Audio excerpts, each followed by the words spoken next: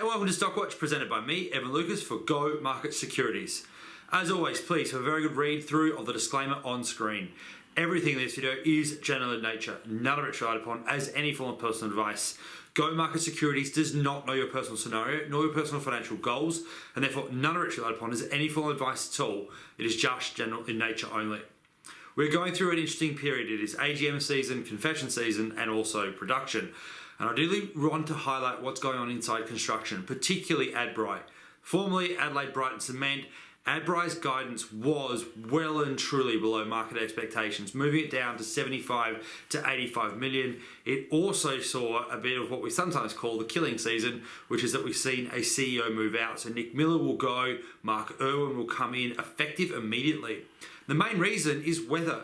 They are very much reporting that the weather impacts across the country are impacting overall sales and overall numbers. You are also seeing very clearly the impact of cost.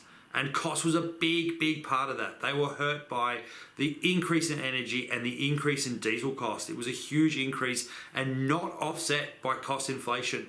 ABC is now averaging 50 to 60% impacts of concrete adjustments because of cost alone. You then also look at the overall mix that they're getting through in their developments. It's on the downside because construction is starting to actually show signs of slowing down. If you look at the EPS estimates, they're down 30 to much as 35% over this financial year and the next two. And if you look then also what goes on around where Adbri goes, weather is a big headwind. You can't ignore that. It's just going to be there front and center.